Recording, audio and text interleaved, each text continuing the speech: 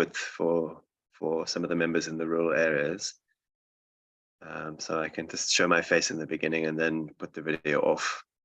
Okay, but your item would be second on the agenda. We're just quickly dealing with another poll, which shouldn't take us long, and then we'll get to your item. Okay, Adam. Okay, let me stop sharing. I'll stop sharing now. I'll stop my video as well. Thank you. Okay, good morning, honorable members, and welcome to the meeting. I just want to verify members that are present. Recording in progress. There are any apologies. Honorable Maleka, Honorable Dodovo, Honorable Mtatwa, Honorable Mikolakis, Honorable Seleku, Honorable Bartlett, Honorable Ndongeni. I'm not sure if I'm missing any honorable member. Mtatwa, okay. I think I've covered all honorable members that are present. Gershwin, we are sufficient to continue with the first item. I take it. Good morning, Chair. Yes, we are. Any apologies, Gershwin and Zolani, from your side? None from my side, Chairperson. Okay. Zolani, any? Okay, Zolani did inform me there was none from his side either. Okay, but thank you very much, honorable members. Welcome to this meeting. In terms of our agenda, we'll be dealing with 3 items. The first is the consideration and adoption of the Drugs and Drug Trafficking Amendment Bill. The second, we'll receive a briefing by the Content Advisor on the Electoral Amendment Bill. And finally, we'll also receive a brief by the Parliamentary Legal Services on the tagging of the bill. And I hope that all the relevant parties are present on this platform. But if not, Gershwin and Zulani, you can just make the necessary follow-ups. Just in terms of the first agenda item, honorable members, the Drug and Drug Trafficking Amendment Bill, just to remind members, it arose as a result of a Constitutional Court judgment which declared Section 63 of the Drugs Act unconstitutional and invalid, and the amendments that have been effected in terms of Section 63 to the schedule to the Drugs Act invalid. And the Constitutional Court suspended the order of invalidity for a period of 24 months to give Parliament an opportunity to cure the defect.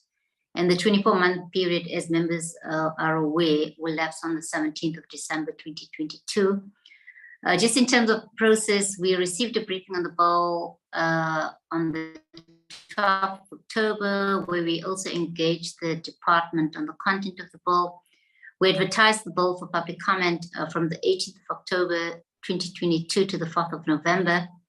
And we received 1 submission on the bill, which the department also provided their responses to in our meeting of the 9th of November. And at this point, honorable members, if you wish to deliberate further on the bill, let me open it up to yourself. If you can give me an indication whether you want to, and if you are happy with the department's responses and the content of the bill, then I'm proposing that we then consider the adoption of the bill without amendments. And either case, if you wish to make an input or you want to deliberate further, please indicate so. And if you wish to move ahead and adopt the bill without amendments, please give me an indication. Honourable members, am I audible? I move, Honourable Chair. Oh, Honourable Bartlett. Yes, I move. I think you have a problem. Okay. Thank you very much, Honourable Bartlett. Any seconder? I second Chairperson Malika. Thank you very much, Honourable Malika. Are there any objections and or abstentions? Okay, if there are none, then the bill without amendments is duly adopted. Then secondly, honourable members, if you allow me to table also the committee report on the bill. Okay, it's on the screen as well. Just in terms of the report itself, we agreeing to the bill without proposed amendments. The background, I largely covered it now when I spoke to you, honourable members. the public participation process, the summary of the submissions, our consideration of this, and consensus on the bill as reflected a minute ago. And then just in terms of our recommendations, we are recommending that, having considered the Drug and Drug Trafficking Amendment Bill B19/2022, tagged as a Section 75, referred to the committee on the 27th of September 2022 and classified. I've mentioned that. We recommend that the council pass the bill without proposed amendments. If members want to add to the report, please indicate so. If members are happy with what is in the report and wish to adopt the report, please give me an indication of that as well. Honourable members. Chair. Honourable Mikolakis. It's Honourable Mikolakis. I move that we adopt the report, Chair. Thank you very much, Honourable Mikolakis. Any seconder? I second, I second Honourable Mikolakis, Honourable Chair Shaikh. This will be the first in this meeting, colleagues. What would you do without us, Chair? We accept, yeah, I think Honourable Siliku and Honourable Maleka seconding the report. But yeah, I think it's best for this committee. Thank you, adopted. And I think will be ATC'd and obviously presented to the National Council of Provinces. We'll then move on members to the second agenda item, which is the briefing by the content advisor on the electoral amendment bill. The bill was advertised for public comment in the print media, social media platforms, or Parliament social media platforms from the 26th of October to the 9th of November 2022. We received written comments which the parliamentary content advisor on this bill, Mr. Salmon, will take the committee through the report. And I think before he starts, we should also thank Adam for putting the document together in quite a relatively short space of time. I'll then hand over to you, Adam, to take us through. You're welcome to also turn off your camera if you wish to, but I would imagine the document would be reflected on the screen. Thank you, Adam. Over to you. Thank you, Chairperson. Yes, I'm just going to show face so members know that I'm here and put a face to the voice. But yes, I'm going to stop the video just to save bandwidth because I know some of the rural areas struggle with connectivity. Yes, so we received a total of 25 submissions on the NCOP call for public submission on the B bill. That's comprised over 200 pages. And I essentially had 2 days to do this summary. So it's my best to collate and integrate all the different submissions as best we can. It's not quite as short as I would like the summary to be, so it's a little over 20 pages. It's still better than 200. So I'll quickly go through, well, not as quickly as I can, go through the submissions, which came from these 25 organizations, which in turn were also signed by an additional 36 NGOs on some of the submissions. So I'm going to start with general comments which don't relate to any specific clause in the bill, and then go to the various clauses of the bill. There aren't comments on all the aspects of the bill. There are certain key issues, particularly on Schedule 1A, which deals with the substance of the amendment, and as well as Section 31A of the Act, where which is introduced to indicate how independent candidates will be registered. So firstly, on general comments, we have the ANC Merrimavasi branch in Polokwane, the Eastern Cape Civil Society, which represents 7 organizations, and Zolani Zonyaya, an independent citizen, indicating that they feel that the time allocated for the comments on the amendments was extremely short, and that the period should be extended to at least 2025 for consultation to be more effective and meaningful. And to have more inclusive participation of the traditional authorities. So there was a fairly significant public health participation that happened at the provincial and national level on 2 separate calls for submissions. But these organizations feeling that this still was not sufficient.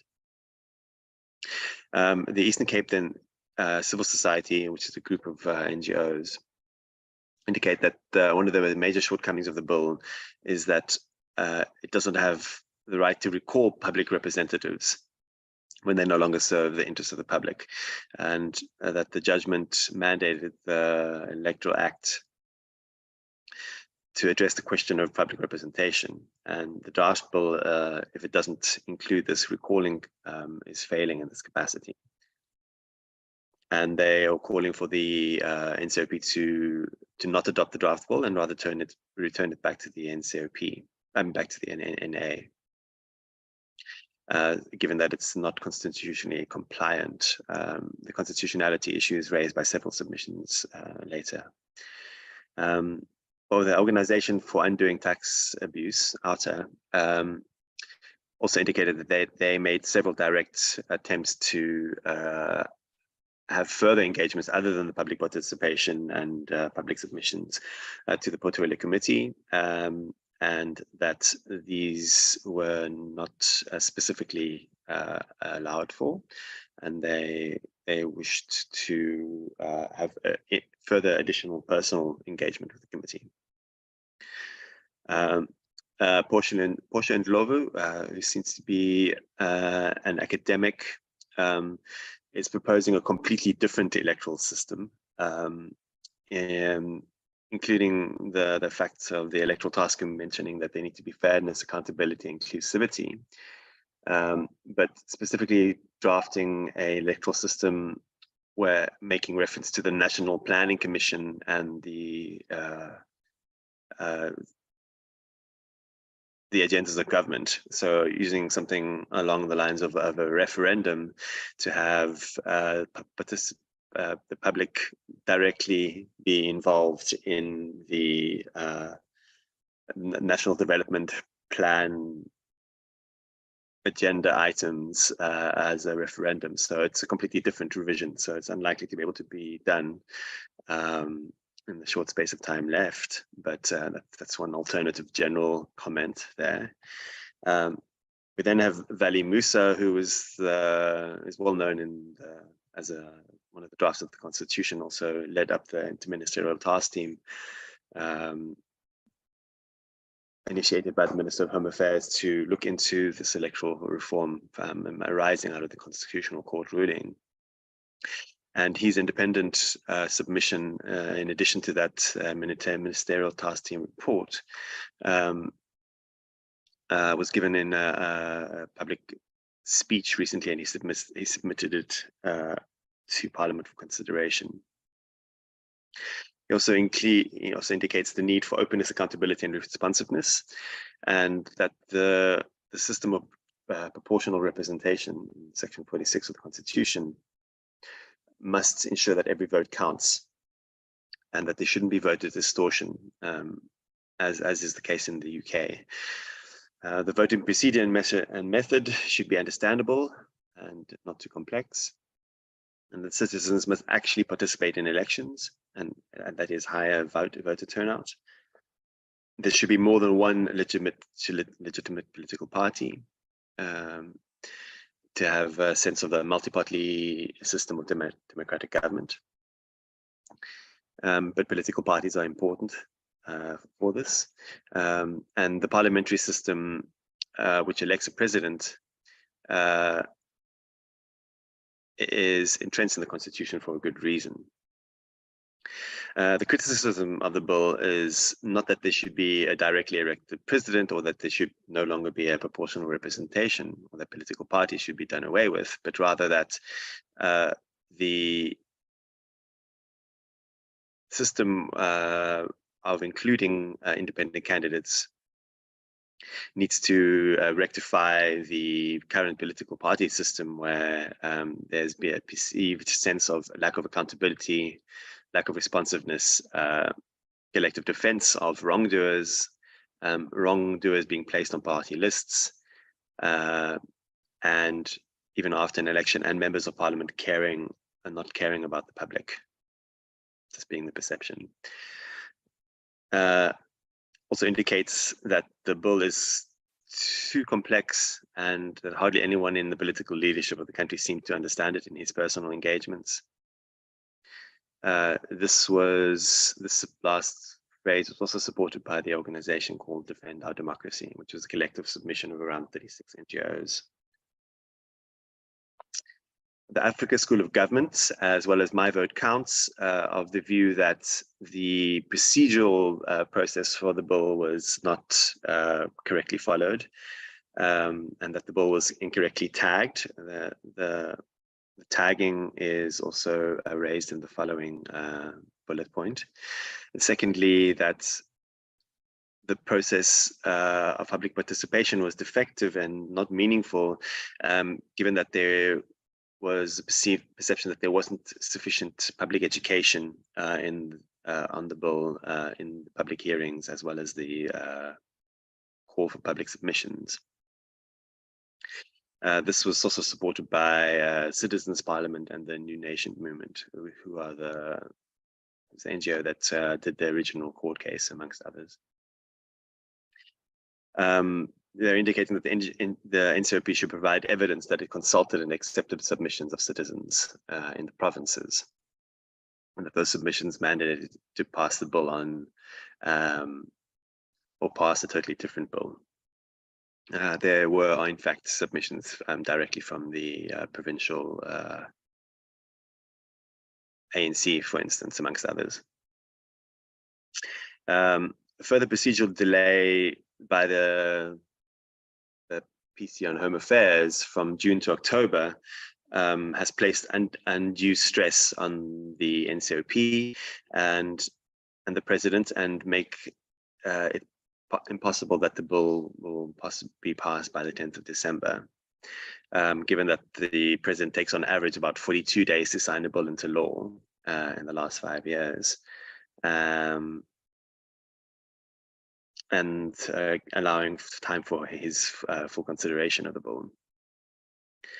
And they're urging that the procedural defects be considered by the NCOP committee or the select committee, and rather be returned to the NA. Then the Citizens Parliament and the New Nation Movement are calling for a referendum in terms of 84.2 of the Constitution to have full public participation in the bill and how it should be considered, or what form it should take. They also mention something along the lines of constituently proportional public representatives or independent civic organizations, which are different from political parties or individuals. So as an alternative form of freedom of association, and that such free associated groups be also included as participants in the electoral system. Then on the tagging of the bill, which the Parliamentary Legal Services will be dealing with after me, this was raised by a number of NGOs, the Independent Candidates Association, OUTA, the African School of Governance, the Rivonia Circle, and the New Nation Movement.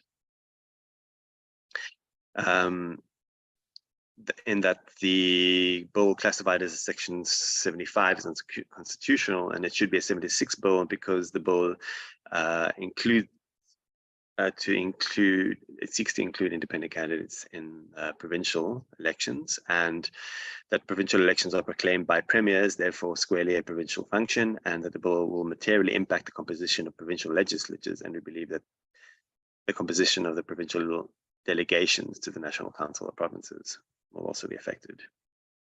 But more to this with the legal services section afterwards. The New Nation movement then also called for the definition of a person as currently stated as a natural person. But Section 19 of the Constitution deals with political rights. And point 4, the order of the Concord refers to citizens, and their assertion that person means citizen, not just natural person. There was quite a lot of debate around this in the NA before the decision on natural person was included rather than citizen, but the debate can be revived. On the definition of independent candidates, the ANC Ward 22 branch indicated that individuals who want to contest must be allowed to do so. However, the word independent must be done away with. The reason is that there's no such thing in the political sphere as independent. A candidate can go around canvassing for votes, cannot be deemed independent since he or she is canvassing others to vote for them. Independent candidates should rather read a non-aligned candidate. So that's their submission. Ms. S.B. Bengu is that indicated it's not correct to define an independent candidate in contrast to a political party or parties. It should read rather, independent candidate means a person contesting an election in a local, provincial, and or national election, nominated by the electorate or eligible voters. So slight revision of the definition there. Citizens' Parliament, the explicit recognition of non-partisan citizen associations in terms of Section 18 of the Constitution, which refers to freedom of association, would motivate the youth and the abstaining 17 million voters to register and vote for their own new order. The Citizens' Parliament are calling for quite a radical change in the electoral system, but specifically these non-partisan citizens, which is similar along the lines of what the New Nation movement referred to as citizens' assemblies, associations, which are non-political but also not independent individuals. It's a new form of association based on grassroots organizations. And they feel that if these kind of non-politically aligned citizens associations are not included in the bill, it could open it up for further litigation. On the definition of region, Ms. Espubengu referenced that there's no voting geographic spheres that are currently defined as regions. References made only to the 2 voting districts. Therefore, it is not in line with the Electoral Act and the geospatial voting demarcation to refer to a region. Her issue with region, which largely overlaps with the provincial demarcation in the current version of the bill. Her concern there that it should rather refer to voting districts. The Rivonia Circle on the definition of province as electoral constituencies indicate that it's disadvantageous to independent candidates in that it expects individuals to contest for votes across an entire province against political parties that have established infrastructure, volunteers, and personnel. So it automatically disadvantages independent candidates. Then on the definition of political liaison committee, Zulani Zanyane indicated that paragraph 1E of the bill proposes deletion of the definition of party liaison committee and the insertion of a political liaison committee. But he feels that this is incorrect, that it's a technical indication that the DHA can look at, because the definition of the bill of party liaison committee is removed, but then the definition of a political liaison committee is inserted after party liaison committee, which has been deleted. So it's a technical issue which the DHA can look at, or the IEC can look at in terms of the wording. And then on the next clause of the bill, which is clause 6, dealing with the requirements for independent candidates to contest elections, outer indicate that they are concerned that independent candidates contest more than one region for a seat in the NA, and their votes are cast in regions not reaching the highest figure, which will be discarded. Such an approach wholly limits the proportional representation, but discarding votes in favor of independent candidates, which in contrast to the wish of the electorate when they cast their votes in other regions. This point was raised here on the requirements, but it's dealt with more in more detail in Schedule 1A later in this summary.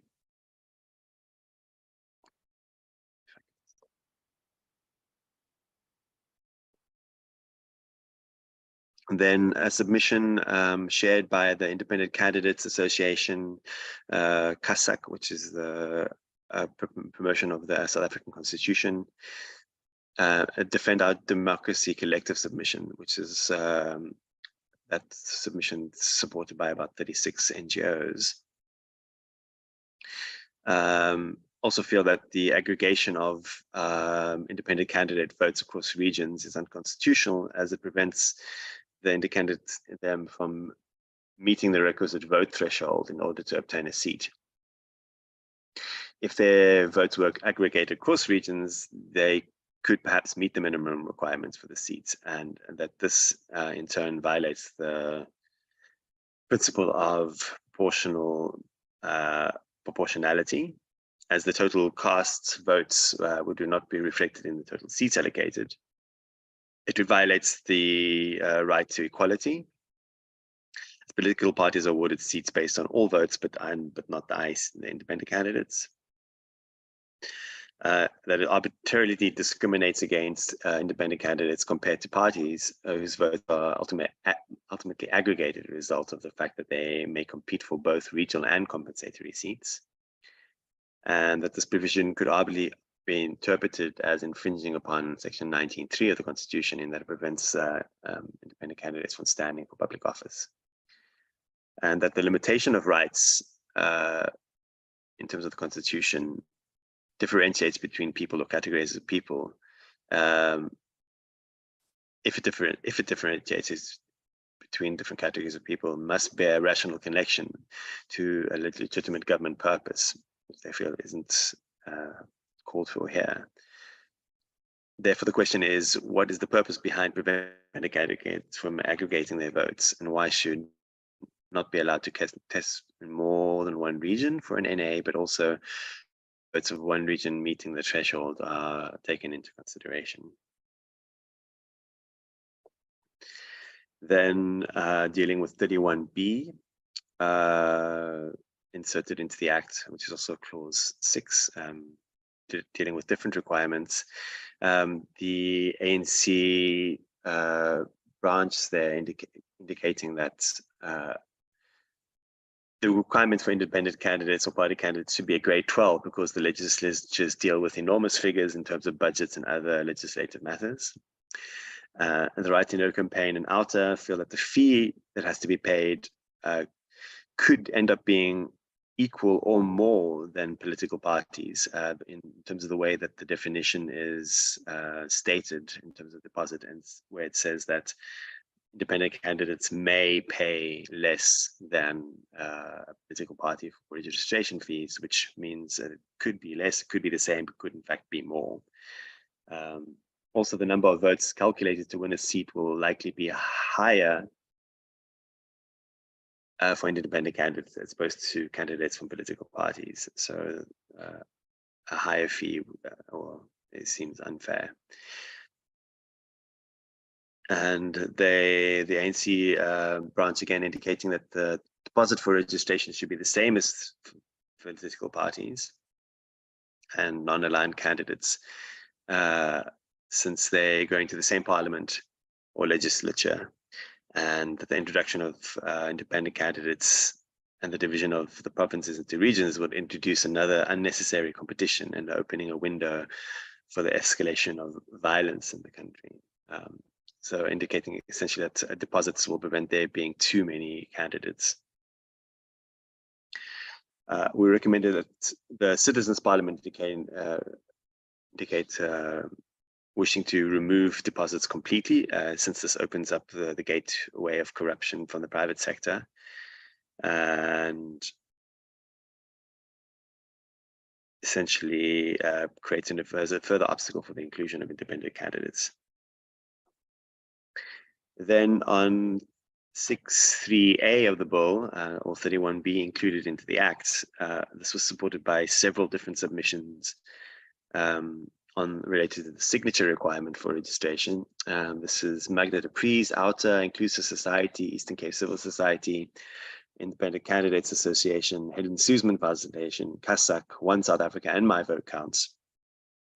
All felt that independent candidates needing 20% or up to 18,000 signatures to register with the IEC seems unfair compared to the 1,000 needed for the current political parties. Then Section 19.3b of the Constitution, conferring the rights on individuals to stand for office, may only be limited by requirements such that there must be adult citizens, and that the signature requirement is far too high a threshold, and that this in turn also goes against the promotion of Equality and Prevention of Unfair Discrimination Act and the African Charter on Human and People's Rights, and that the clause should rather be removed in its entirety or replaced by a requirement identical to that placed on political parties in terms of Section 15.3a of the Electoral Commission Act, with Regulation 3 on the registration of political parties, which requires around 1,000 signatures.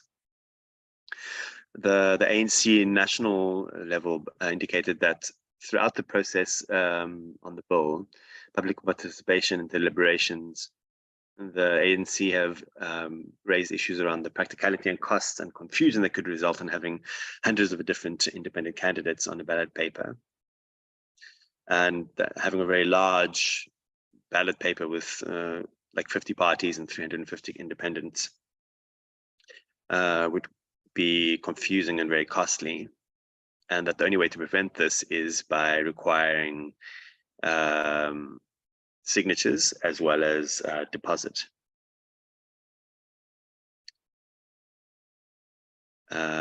Indicating also that in the 2019 elections that the highest number of wasted votes because it was 2/3 of the parties on the ballots won no seats.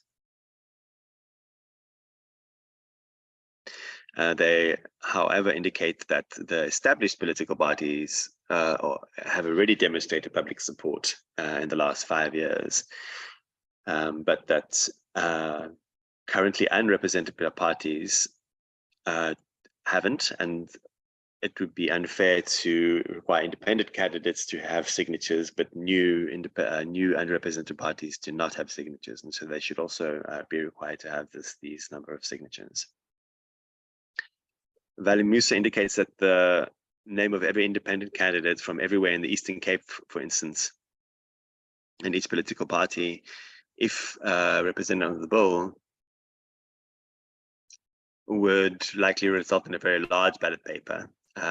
In the 2021 elections, there were a total of 11,000 registered candidates in the Eastern Cape alone.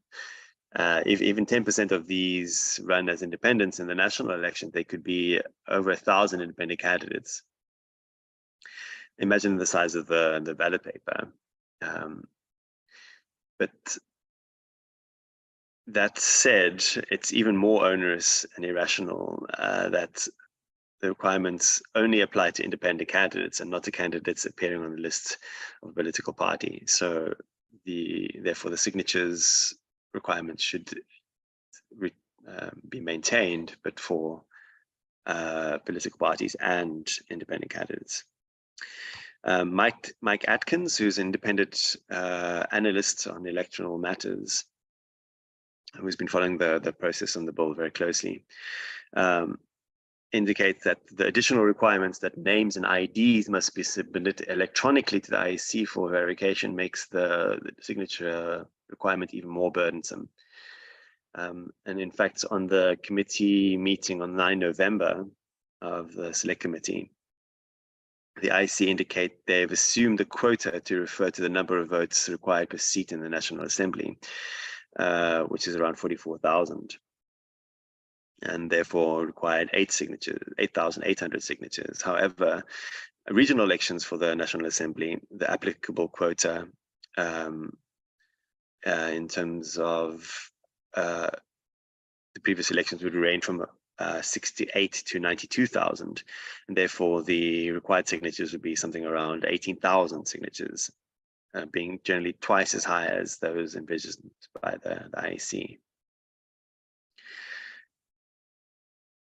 The indication that requiring signatures to prevent the problem of long ballots is a direct consequence of including independent candidates directly on proportional representation ballots, with an electoral district being a whole province.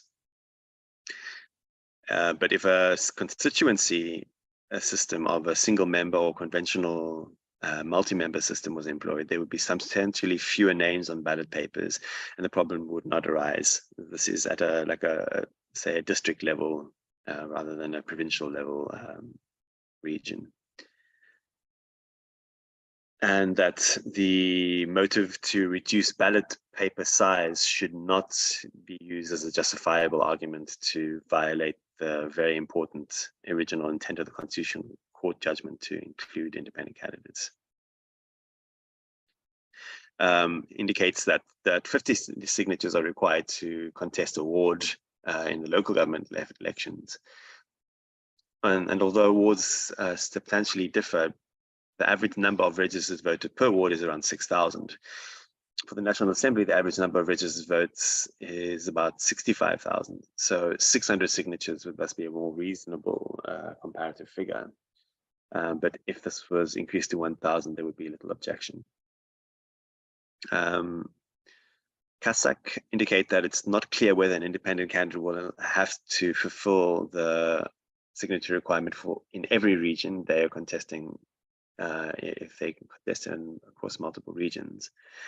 And to remedy this, they recommend that the clause be drafted to indicate rather at least 1,000 voters' names that appear on that segment of the voters' roll, rather than 20%. On the inspection of lists, which is Schedule 1 in the Act and Clause 20 in the bill, Zolani Zanyani indicates, again, it's a technical comment here.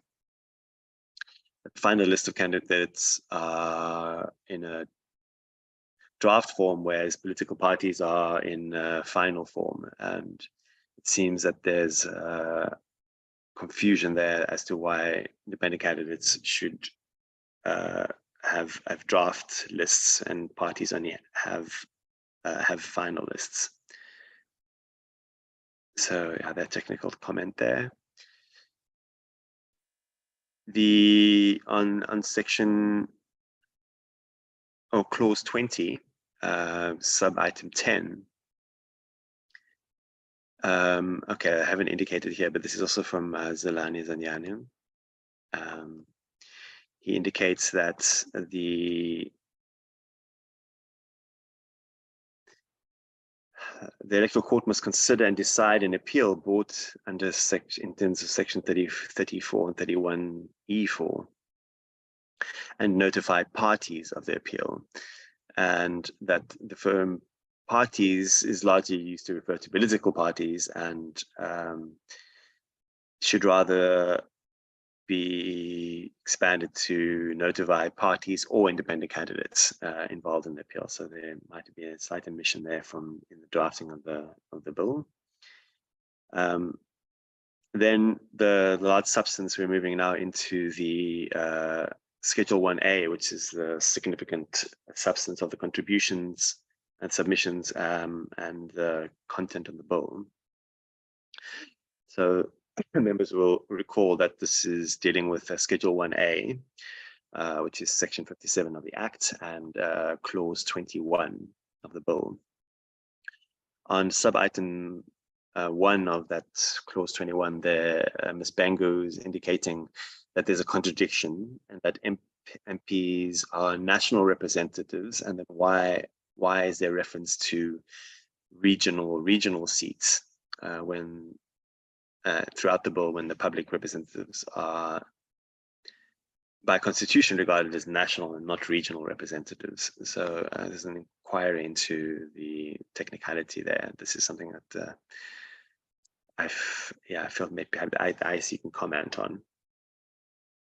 Then a significant number of parties there, the Right to Know campaign, Inclusive Society Institute, Eastern Cape Civil Society, Institute for Race Relations, Zelani Zanyana, and the Rivonia Circle, all feel that the quota system proposed by the Electoral Amendment Bill is biased and supports the interests of political parties. It allows independent candidates to compete for only 200 of the 400 seats in the National Assembly.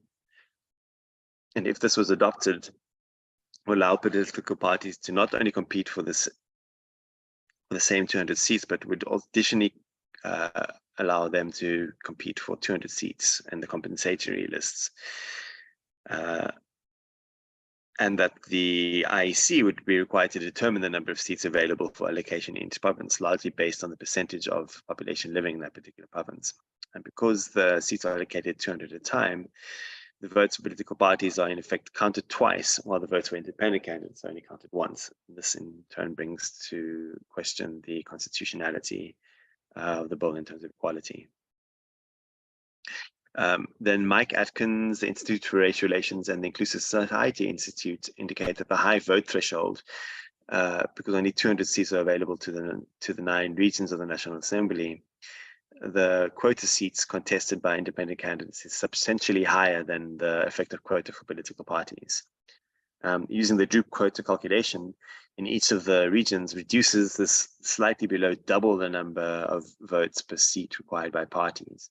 And in terms of 2019 results, these regional quotas range between 68,000 in the Northern Cape to 92,000 in the Gauteng.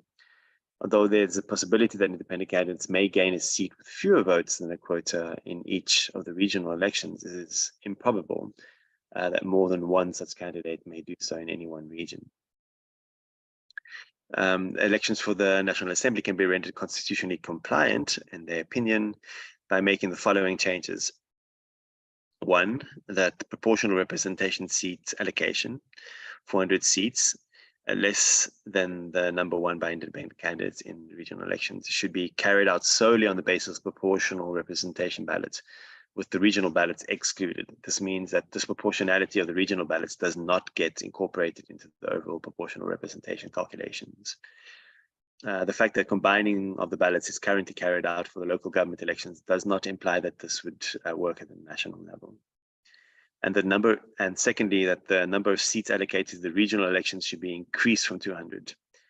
And that if this principle is entertained, that the precise figure can be figured out. And there are suggestions that it be up to 300 and then 100 compensatory. The ANC national branch indicate that the current electoral system would take at least one electoral cycle to be able to change, and that the constitutional requirement, if we adopt a form of constituency election, would in fact actually result in less proportionality. When looking at the local government with its wards constituency system, there were around 7.5% of lost or wasted votes that did result in any seats Whereas the national provincial proportional representation elections, there's only between 1 and 2.5% of so-called wasted votes, as in ones that don't result in actual political seats. They propose that that Parliament considers tasking the IEC with setting up a commission of inquiry into the future of our electoral system and what would best suit our context, and that will take at least 4 years to develop the new system, and that there isn't enough time to do such prior to the 2024 elections, and that they should rather be considered for the next election. Then again, the Defend Our Democracy collective submission indicated that the fundamental problem with the current system is that members of parliament are not chosen directly for the people. And we want a system which allows the electorate to directly elect representatives. And they urge the NCOP to consider a mixed constituency and proportional representation list system at the national and provincial level that includes the right for independent candidates to contest elections on equal footing with political parties.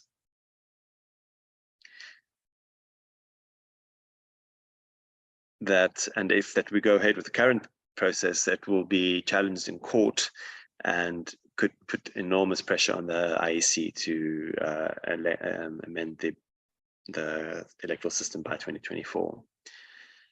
CASAC and My Vote Count propose that a sunset clause be inserted in the bill to make clear that the electoral system put in place in the bill will only be applicable in the upcoming elections, and that a thorough overhaul of the electoral system be undertaken with transparent and widespread public participation that will be put in place well before the 2029 elections. And then they propose a sunset clause that of the lapsing of the current Electoral Act immediately after the 2024 elections, and that within a reasonable period after that, a new electoral system be put in place, as advised by several inquiries, such as the Van Zyl-Slabbert, the Matanta report, the Interministerial Committee, amongst others. The Inclusive Society Institute indicate that an independent candidate can only win a seat within a particular region or province based on the total number of votes cast in favor of that candidate within that province. Any votes cast for a candidate in another province is in effect forfeited by that candidate. That is, such votes are not taken into account in determining whether the candidate is allocated a seat.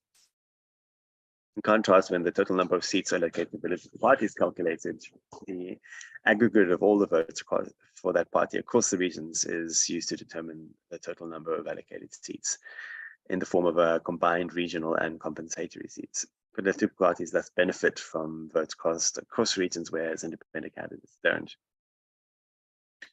And this is likely to fall afoul of the equality section of the Constitution, and is aggravated by the fact that the bill does not adopt a similar approach in the allocation of seats in provincial legislatures.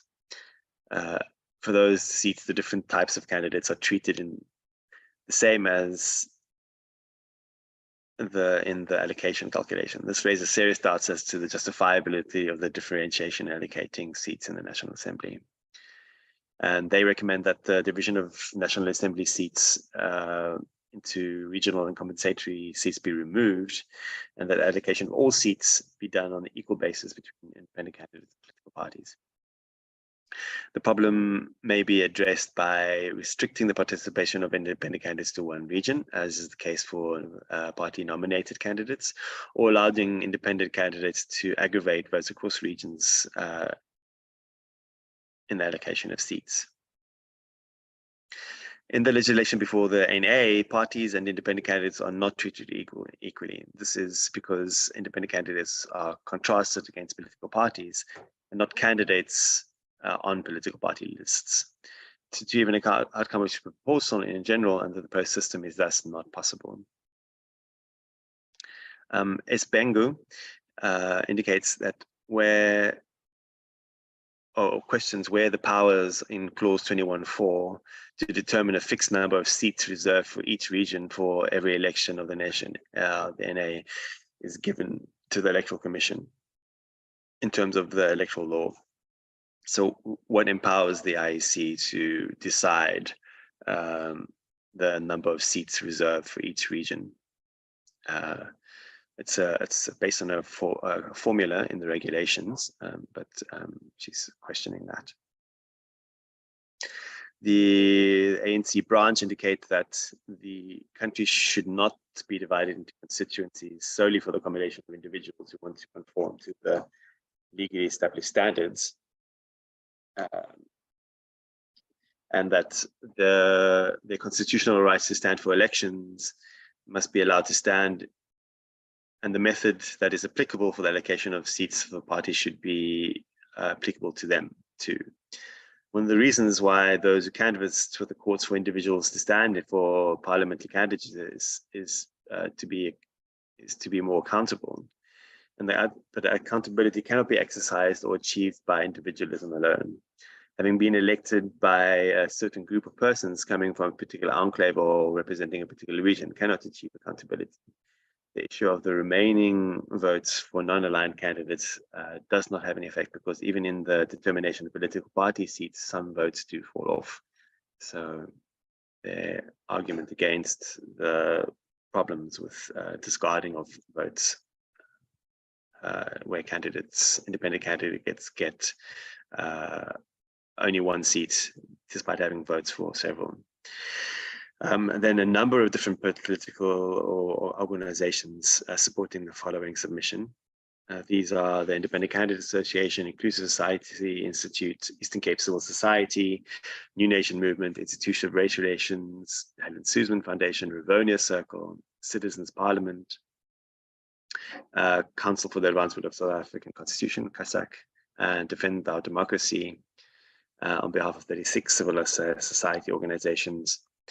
All endorse the majority view of the Ministerial Advisory Committee of Valley Musa, and also the private members' bill of Honorable Lekota, and the electoral report submitted by the Inclusive Society. They promote an interim measure of a district model of 66 constituencies rather than the provincial regions, which would not need the demarcation board intervention.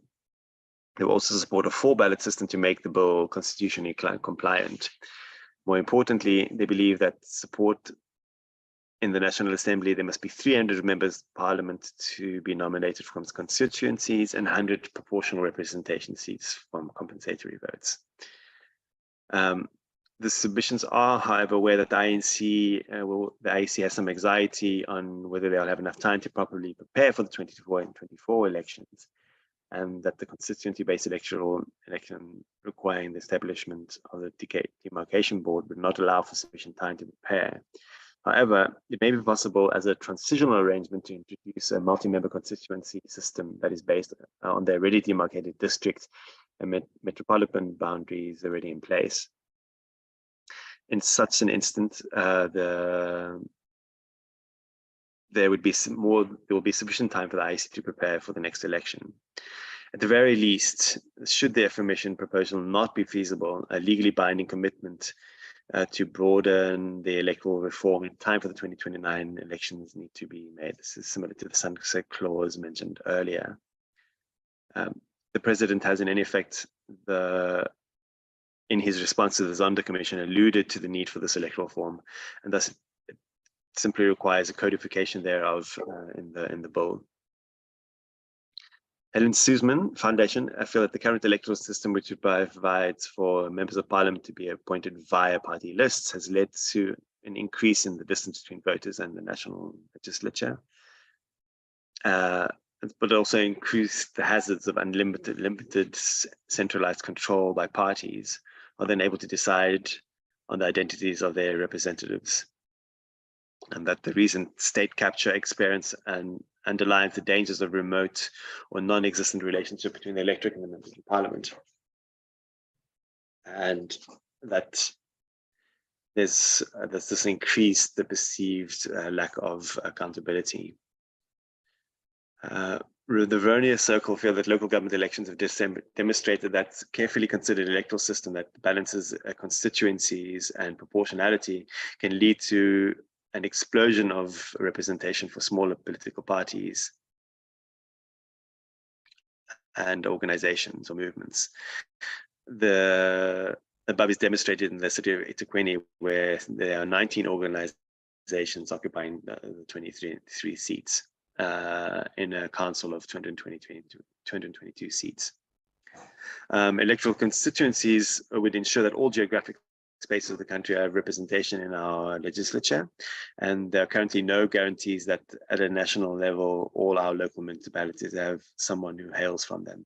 And the current electoral system of proportional representation and does not guarantee localized geographic proportional representation. And their proposal is about favoring the current proposal favors established political parties and fails to level the playing field for independent candidates. And that the way to remedy this would be to establish 300 electoral constituencies, not the 66 mentioned before. But that will, within each province, demarcate to cater for political legislature seats and have independent candidate contest with individuals from political parties, rather than contesting against political parties. So, but candidates from independents and political parties are contesting one-to-one. And we propose that the localized electoral constituencies that are demarcated with clear guidelines to achieve fairness and equality, failing which, if this bill is to pass, the current provinces must be re-demarcated to ensure that a fair and equal chance of independent candidates is allowed in their participation. The Institute for Race Relations indicate that the current electoral bill is not fit for purpose and should be withdrawn, and because it's not in compliance with the Van Zyl-Slabbert Commission, which had the use of open lists and had a better balance between proportionality, accountability, and simplicity, and urges the drafters of the bill that the majority option, as advised in the Ministerial Advisory Committee, would be a satisfactory electoral system to implement. And this is mirroring what was mentioned before. Also, that the 69 multi-member constituencies would each return 3 to 7 MPs, and some 300 MPs would be selected by this method, while 100 MPs would be selected by compensatory proportional list. Modeling at the time showed that the using of this system would have resulted in a system which would have mirrored the actual election results in 1999. The Van Zyl-Slabbert report, however, did not include independent candidates, and candidates in the various mixed member constituencies would be elected from closed party lists, which would mean that the current problem would not be solved. Nevertheless, the Commission report did note that allowing so-called open lists, which would allow voters to vote directly for candidates rather than just a party, could be a possibility to remedy this. Further, the proposal was to match municipal, district, and provincial boundaries, which would deal with the issues of demarcation, and that the current bill is unlikely to meet constitutional muster if it doesn't incorporate these constituencies.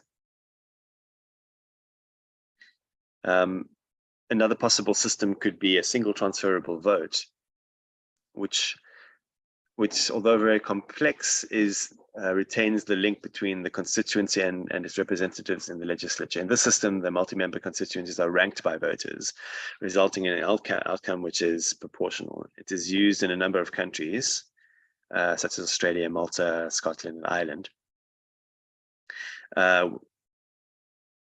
In the system, each multi-member constituency rank their candidates from the most favored to the least favored.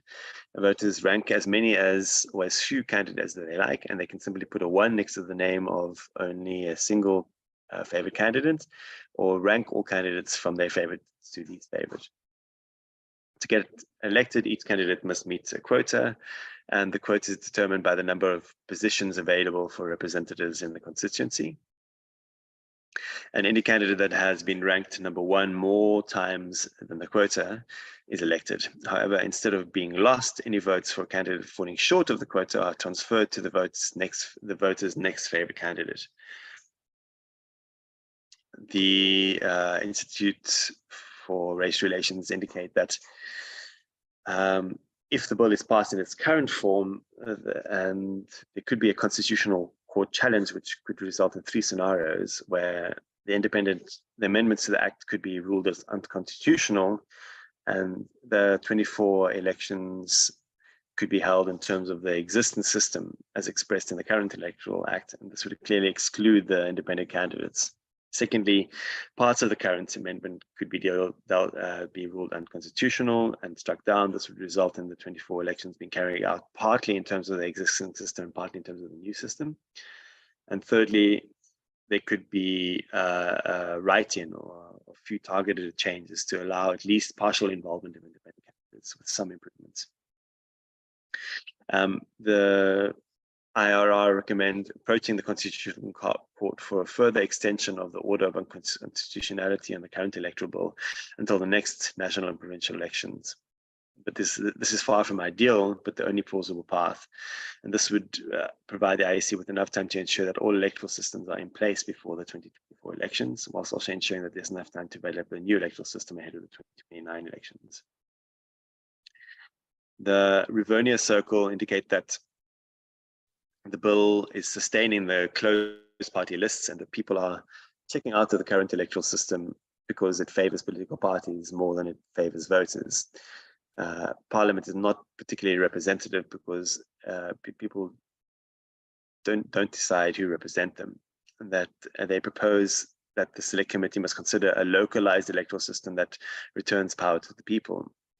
And this should include a recall clause which allows voters to pass petitions that lead to the motion of no confidence in an incumbent member.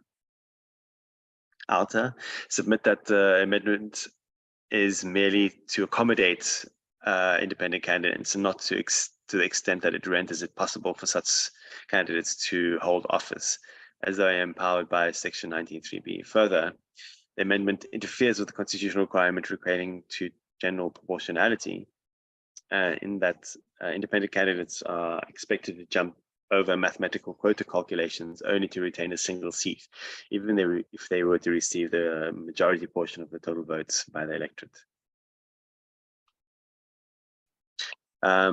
Portia in Ndlovu indicates that I submit that the reconfiguring of some provinces in line with the envisaged district development model is in order to create uniformity or hierarchy structure going forward, and there should be. She argues that the national and local government elections should be synchronized, that the positions holds if electoral reform stays in this, that the position holds if electoral reform stays the same. According to the ANC policy documents, holding national, provincial, and local elections at the same time could contribute to building a development state and improving governance and service provision. Eastern Cape Civil Society indicated the draft bill further weakens public accountability, in that the views of the whole country as one ward at a national level and provinces as a ward at a provincial level. The implications of this are that political parties' representatives no longer are compelled or motivated to consult or count to their constituencies anymore, as the votes will now emerge out of what the bill reviews as a high-level ward.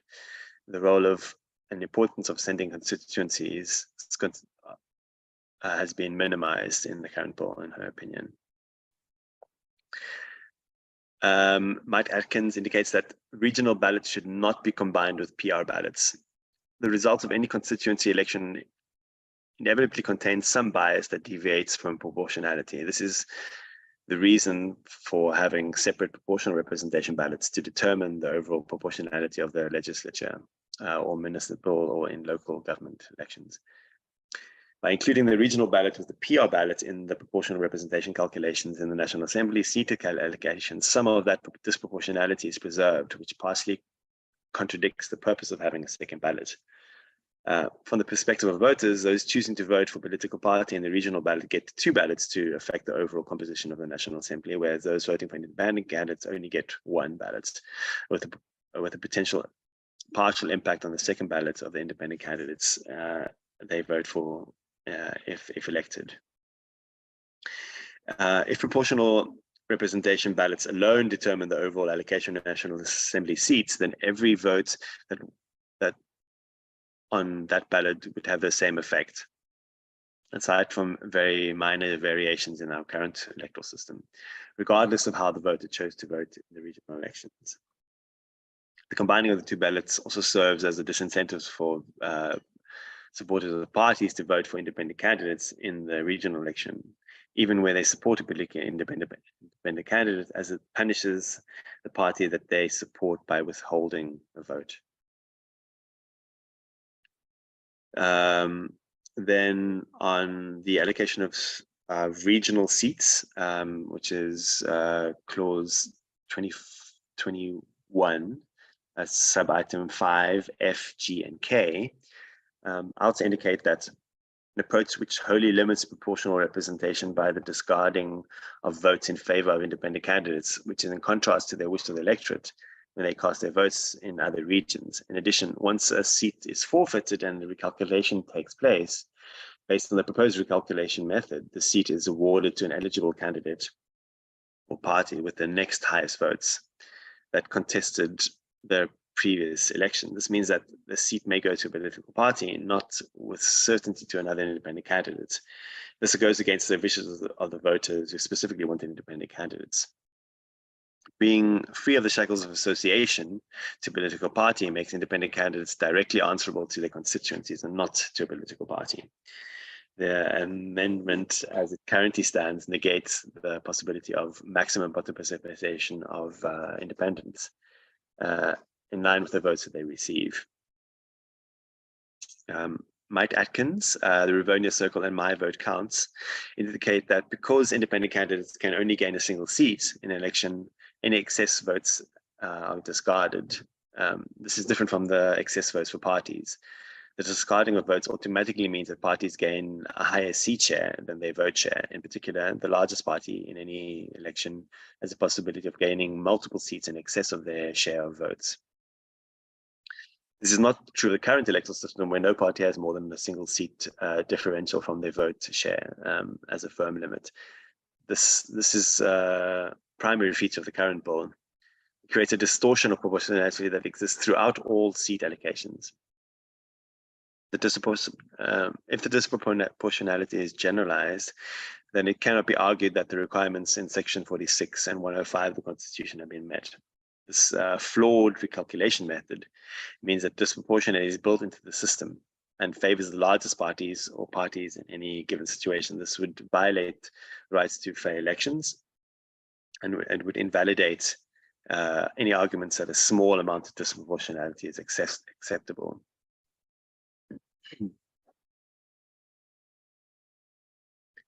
The fundamental problem which was raised with the Portfolio Committee is that provincial legislatures suffer from the same type of proportional problems remedied by the addition of an additional ballot paper in the National Assembly, and that this would be required this requires a separate constituency PR ballot at the provincial level too. Within the time constraints of the 2024 elections, it's not possible to provide for sub-provincial constituencies. However, an electoral system should not be determined by time constraints, particularly if the methods chosen creates unfair elections and violates the Constitution. On the clause on regional seats, the Independent Candidates Association indicate on the surplus seats that the bill provides that in NA, independent candidates may be allocated regional surplus seats. Therefore, they may be allocated a surplus seat despite not originally meeting the seat quota. This allocation will take place by allocating a surplus seat in the sequence of the highest surplus. However, in allocating compensatory seats for which only political parties may compete, item 6A and C of the bill provide that all votes received for political parties will be totaled and all votes for independent candidates will be deducted. Therefore, both the quota for the seat allocation and the surplus seat allocation will be less than for regional seats. This therefore violates the proportionality requirement by not translating votes into seats and the right to equality, since the political parties are favored. In the provincial legislature, item 12 on section 57A further deals with the allocation of surplus seats, stating that if an independent candidate has been allocated more than one seat in a province, he or she is allocated one seat and forfeits additional seats. This item proceeds to calculate where the additional seats go. The effect of this is that the calculation is that they ultimately go to political parties. On the compensatory seats, which is clause 6A, clause 21, sub-item 6A, the Independent Candidates Association indicate that the combined ballot clause, where there are currently 3 ballots, 2 for the NA and 1 for the provincial legislature, provides that votes cast in the region and compensatory ballots are counted together in order to determine the quota to allocate seats. The result is that the NA parties will be allocated more seats than they would if the 2 ballots were counted separately. If the votes cast in the 2 ballots were counted separately, the votes would be allocated more proportionally, and demonstrated by several calculation examples that they give in their submission. The result of this clause is that independent candidates are only allowed to compete for half the seats in the NA and the regional seats. Independent candidates cannot compete for compensatory. And this results in, firstly, the independent candidates being precluded from proportionality translated into seats, as they can only contest for half the seats, and therefore the total 400 seats in the NA will never reflect the total votes cast, whether for independents or for independents or parties. This violates the proportionality requirement. Inclusive Society Institute indicate that the introduction of 3 ballots for the national, provincial, and election, and as it relates to the questions of equality, creates a number of problems. The effect is that parties are being compensated for the share of votes lost to independent candidates when the PR compensatory element is calculated.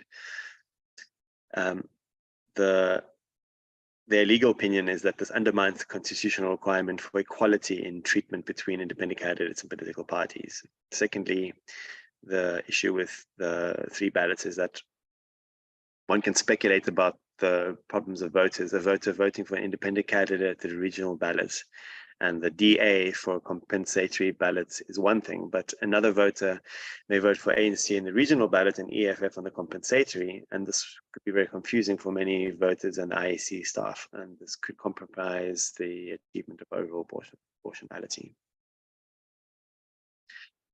Citizens Parliament also feel that there should be 2 ballots, one for the constituency independents and the other for proportional representation candidates to the provincial legislature and parliament, respectively. This will ensure that all registered individual constituency district candidates contest amongst themselves in terms of section 19.3 of the Constitution, and that proportional representation candidates in the lists are both section 18 associations and non-political associations contest amongst themselves, so creating 2 distinct categories of candidates on the ballots. Then going on to sub-item 7 of clause 21, schedule 1A.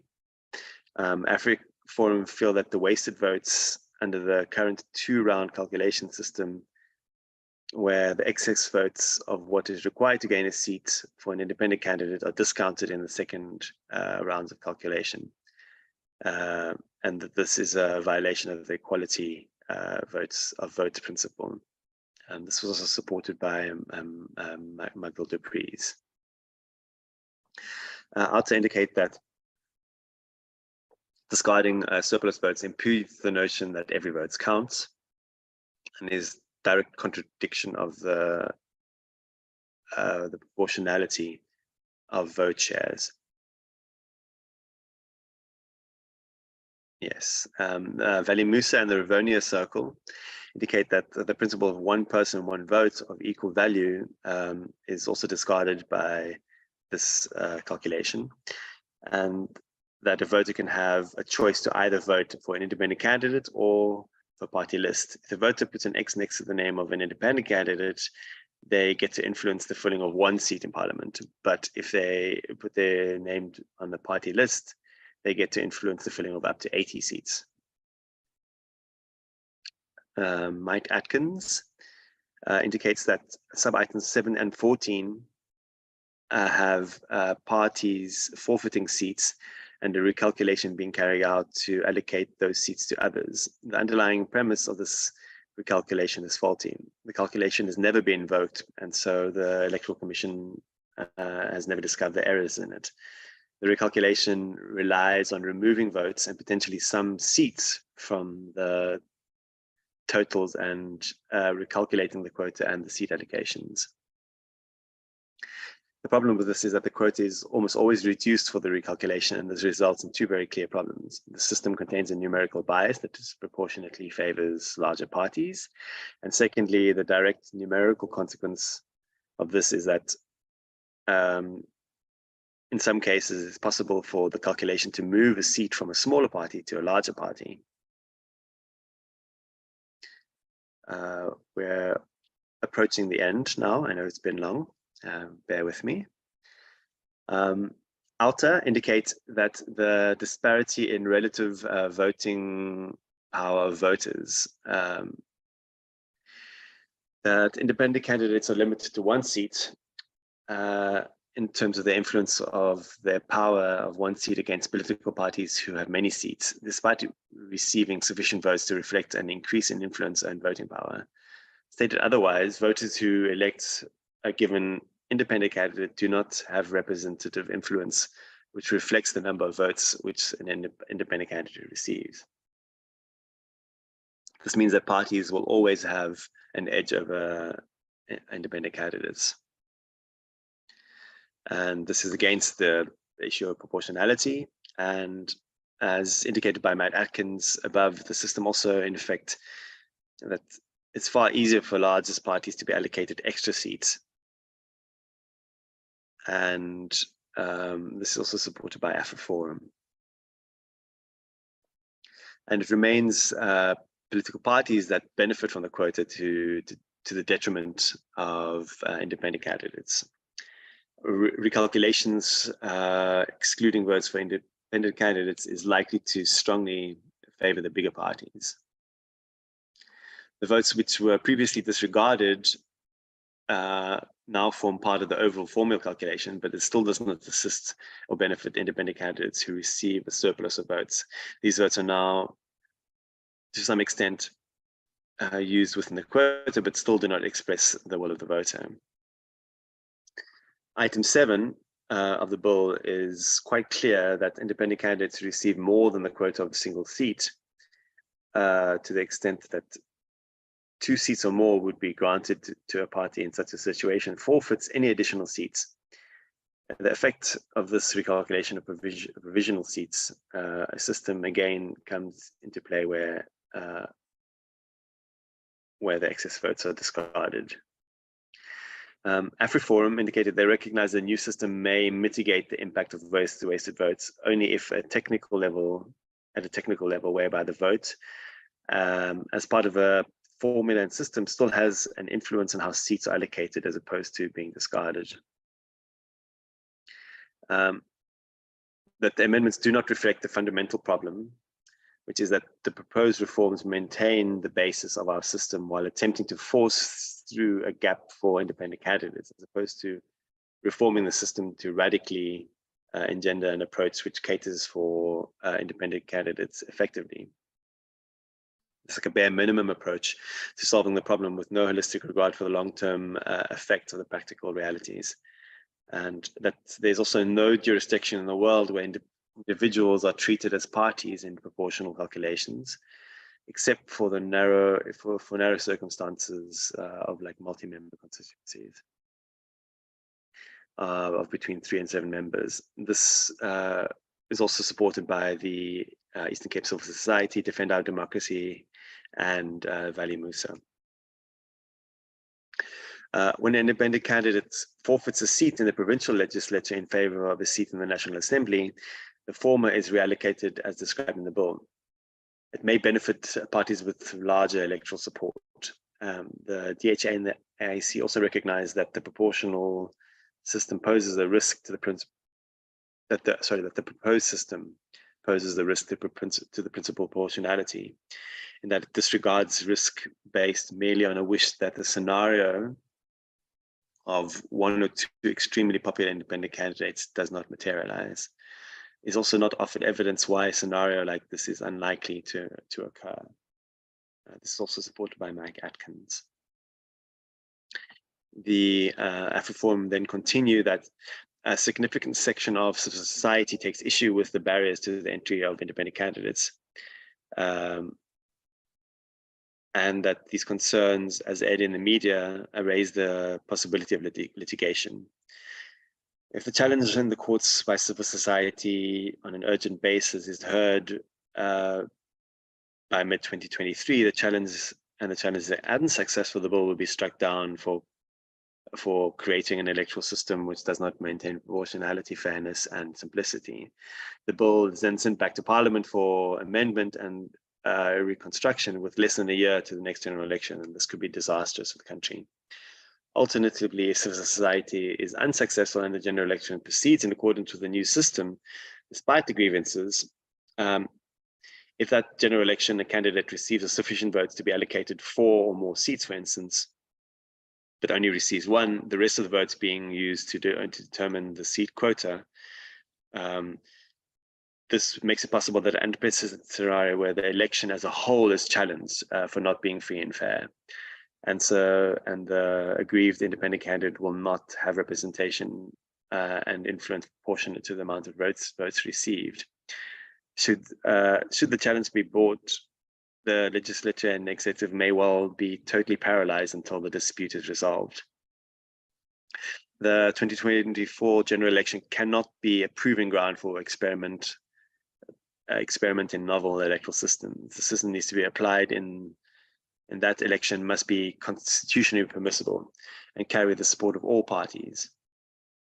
And 2 possible scenarios could prevent this scenario from occurring is that a single transferable vote system, which we described earlier, when a vote is utilized to determine the next favored candidate or party, instead of being discarded in the eventual recalculation, or the court Mayamoni proposal, which would create a constituent system whereby independent candidates contest directly for representative status. And then on Schedule 1A, Item 7.2c,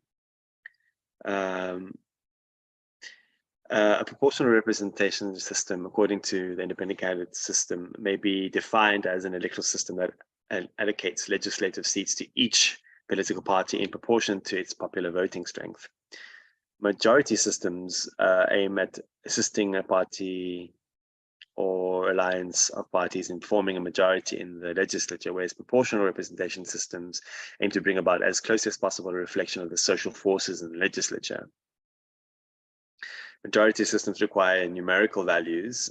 Each vote must carry the same weight when votes are being counted, and an equal chance of success, whereas proportional representation systems require equal numerical values and equal success values. So that is, every vote fundamentally has the same value in the allocation of seats. This is not met in the bill because of the forfeiting of additional seats of independent candidates. The ANC National Branch indicate here that they have achieved the proportional requirement in all elections within a range of around 1 to 2.5%. Because the large number of small parties that won those seats in the 2019 elections, proportionality was around 2.5% of votes not resulting in seats. In local government elections, the proportion of votes that do not result in seats is far higher because many independent candidates and small parties gain those seats. A pure constituency system based would hardly result in proportionality in general, and often the party with the most seats govern without having received an overall majority. For example, if 6 candidates stand in a ward, one could win with 20% of the vote. A large number of votes are wasted because unsuccessful candidates' votes are simply discarded. In our Constitution and Electoral Act, we decided not to have a threshold beyond the required voter support to win a seat of around 0.25%.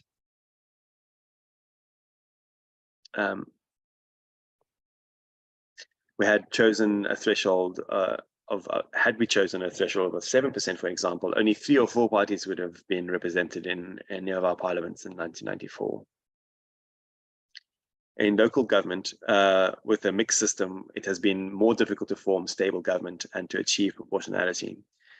The current events in the large metro councils in Nelson Mandela Bay, Johannesburg, and Kuruleli provide a scenario for what could happen at a national and provincial level if unstable coalitions have to be used to form government. So their argument there against the purely constituency-based system. Boshe and Ndlovu believe that the youth exhibit despondency and currently majority polling stemming from the elderly with little education, burdening them with a number of ballots may be confusing and ineffective. I think what she's arguing there is that there shouldn't be 3 ballots, but rather 2, and also that there shouldn't be too many candidates on the ballot. Mike Atkins argues that when an independent candidate contests more than one election in multiple regions, it is an unavoidable fact that this is automatically disenfranchising of all the voters in every election but one. A measure needs to be put in place to give effect to the rights of independent candidates who cannot do this at the expense of the rights of voters. As shown above, the fact of discarding votes creates a distortion of proportionality. To allow this to happen is unacceptable. Clause 21, items 7 and 12 state that recalculations must be carried out in terms of items 7 and 12. However, 7 and 12 do not list a situation in clause 21 as being one of the situations where where this can be invoked. This is a technical submission on the reference between different sub items of the clause that can be looked at by the drafting team. And then going on to the final 2 pages now. In clause 21, sub items 21, 22, and 23, the Eastern Cape Civil Society indicate that in the event of an independent candidate vacates a seat, the draft bill does not provide for a by-election where voters are offered another choice to decide who they want to represent them. Instead, the bill provides for recalculations, which could see seats going to political parties. However, if a representative from a political party vacates a seat, a political party is allowed to deploy someone else to fill the vacant seat without any recalculation of votes by using their party list. Mike Atkins indicates that in some cases it's possible for the recalculation to move a seat from a smaller party to a larger party, and that this was addressed in respect of vacancies arising for independent candidates leaving office later on, but it's not addressed for the recalculations that follow an independent candidate choosing to occupy a seat in the National Assembly in preference to that of the provincial legislature if they receive votes sufficient for both. Because provincial legislatures have individuals on the same ballot as parties, there is an inherent distortion of proportionality. The discrepancies in the number of seats will vary according to the number of votes cast in favor of independent candidates, but the pattern of distortion is always present. In particular, this will increase when independent candidates obtain votes in excess of the quota in any election. The variation for proportionality is accompanied by a numerical bias in favor of political parties, which violates Section 19 of the Constitution. The recalculation has a bias in favor of largest parties or parties in any given situation. This is because the quota is reduced, which automatically increases the remainder or seats directly of parties with more seats. The outcome is that the probability of a party getting a seat to fulfill a vacancy is related to the number of seats that they already have, rather than to the excess votes in the original election. CASAC indicate that the recalculation format set out in item 23 ultimately lowers the quota for the vacant seat, which again places political parties at an advantage. And this circumstance where parties can accumulate in general more votes than independent candidates. And to remedy this, that they propose that the sub-item be redrafted to indicate that the vacant seat is awarded to an eligible candidate or party who contested the preceding election in terms of sub-item 1C. So they're indicating basically that only an independent candidate can fill a vacancy left by an independent candidate. And secondly, that there is no independent candidate, if that where there is no independent candidate has met the recalculated quota, the seat is awarded to the eligible party that contested the preceding election. So essentially that the vacancy be filled first by an independent candidate, and if there's no independent candidate, then by a political party. One South Africa indicate that in the Lil versus the Speaker of the National Assembly, the court indicated that the suspension of a member of the National Assembly from Parliament for contempt is not consistent with the requirement of representative democracy, and the principle is derived from this case is that electorate are entitled to be represented in the National Assembly by their proportionate number of votes and representatives. The bill's proposal of a recalculation violates that very principle. It is for this reason that in no other context do we replace one political party with a different political party if that party loses a seat. It is therefore for that reason that we have by-elections instead of recalculations. A vote is not a numerical exercise that can be recalculated and replaced. A vote for an independent candidate is not only just a vote for an individual, but also a vote that rejects party politics, in as much as the vote for the ANC is a vote against the DA and its policies. Their recommendation is that a running mate system where an independent candidate can nominate a potential replacement before the election. This is a system that enhances the values of openness and transparency and creates a cost-effective, simple, and certain line of succession. Most importantly, it reflects the will of the people, which is foundational to this democracy. And then lastly, Mike Atkins indicates that sub-item 23.3G is redundant. And this is it's merely a technical observation by Mike Atkins there, which I'll leave to the drafters to consider. Basically, that the clause refers to something which no longer exists. So I think I'll leave that for now. Thank you, Chairperson. So I know it's been a lot. I appreciate that it's been a short space of time and a lot of submissions. I've tried best to capture the essence of the 200 plus pages. And I'll hand back to you. Thank you. Thank you very much, Adam, Parliament's content advisor, for the presentation. And once again, let me thank you for putting together this presentation in a short space of time. Honourable members, these are comments we received on the bill, and which I should also take this opportunity to also thank all the organizations, both civil society and political organizations, as well as individuals that have made contributions to the bill. I think there are quite a few substantive comments that have been made generally, but also specifically to the specific clauses of the bill that is before the committee. I think there are also proposals with regard to broader electoral reform. And I think as a committee, we will duly consider these. as we continue to process the bill, and also to make a comment that the constitutionality of the bill is always a consideration of Parliament as we process this bill.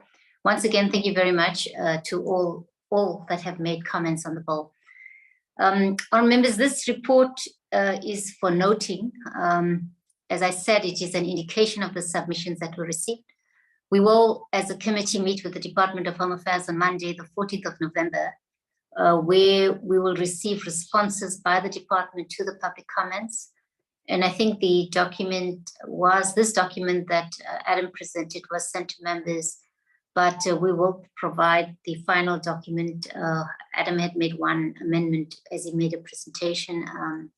We'll send the final document to, he should send the final document to Zolani for distribution to members, as well as the Department of Home Affairs. Our members, from your side, if you have any comment that you would like to make, please give me an indication. I'll take hands.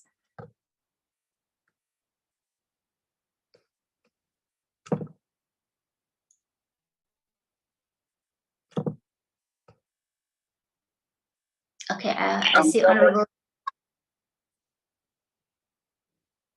Okay, Honorable Seleku, and then Honorable Dango. Thank you very much, Chair, and good morning to you. And thank you very much to the content advisor in terms of for the summary. But Chair, mine is, it won't be long because it's just a briefing and then we will engage in this particular matter. But one thing that does not sit well with me is only one name, Chair, Vali Musa, who was the chairperson of this particular process from the start to the end. And for him to keep on trying to disagree with this particular process and having comments, it does not sit well with me. And I hope that one day someone can tell us actually, the real, issue with the chairperson that was appointed by the Minister of Home Affairs, to head this particular process and to have decided to have a 360-degree turn in terms of, making all these kind of comments that are not helping us as members of Parliament. And also the fact that the issue of time, that he also mentioned the issue of the complexity of this particular bill and also the issue of time and the constitutionality and the deadline. Those are the kind of issues that does not sit well with me. And I really hope, Chair, that when we engage, that we are not going to, to allow, the deadline of the 10th of December, to make a decision that is going to cost us and that will end that this bill is challenged constitutionally, and then it will be a waste of time for us as members of this particular committee. Those are just my comments, Chair. Thank you very much. Thank you very much, Honorable Seleku. Honorable Dango. Yes, Chairperson. Chairperson, you don't mind if I have my mic off where my video off where I have load shedding. Chairperson, Please continue. The Honorable Mteto had raised this matter before, and I think he raised it quite strongly as the question and the matter of time. If we're going to produce a law that actually is good law, do we have the time to do so? Did the National Assembly have time to do so? And is there any other remedy for us to extend this particular period? To look at if we can't extend the period for Parliament to consider this law to take it forward, even going back to court. Thank you, Chairperson. Thank you very much, Honorable Dango. Honorable Khadir.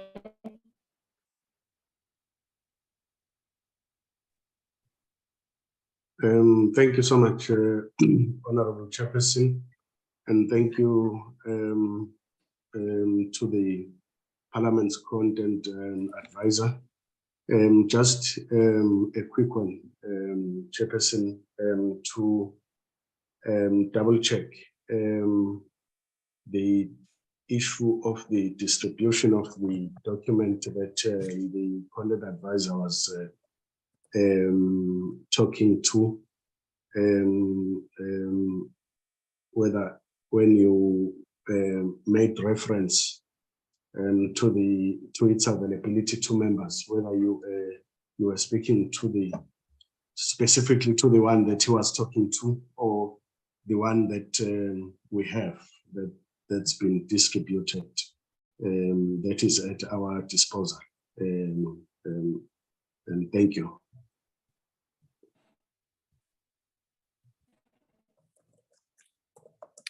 Thank you, Honorable Khadebe. Honorable Bartlett. Yeah, Honorable Chairperson, thank you very much.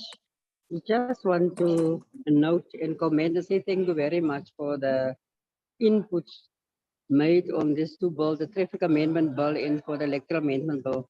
We really appreciate it, and we are sure that we'll see what we can do further, and say thank you, and also for the inputs made. I thank you very much, Honorable Chairperson. I'm not sure was it clear enough, Chair? Yes, you were. Thank you, Honorable Bartlett. Okay, thanks, Chair. Okay, I think those are, thank you. I think those are all the hands that I've noted. Maybe just on the comment raised by Honorable, or the question raised by Honorable Khadebe, the document was distributed to Honorable members, but you'll note that in terms of the presentation now, there was just one aspect within the contribution by a person.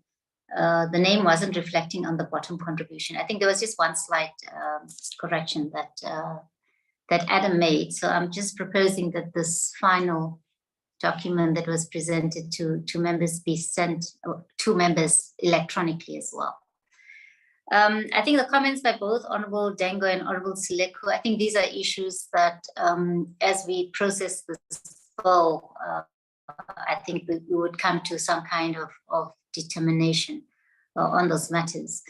I think that being said, honourable members, this, like I said, this report is for noting, and we will meet with the Department of Home Affairs on Monday, the 14th of November, where we will receive responses to these comments. I think our members will now move on to the third agenda item, which is the brief by the Parliamentary Legal Services on the tagging of the bill. I think when it comes to the tagging of a bill, it's always a concern for the NCOP. I think largely because in terms of the Constitution, our powers are limited in terms of Section 75 bills. But members will also note in the presentation that was done by Adam that the issue of the tagging of the bill has also come up in public comments. I think the Parliamentary Legal Services, it's Diksha. Diksha, you'll introduce yourself. I don't think we know your surname. But just in terms of this presentation, I think it's, I just we clear out this matter in terms of our understanding as members of the committee. Diksha, it's over to you.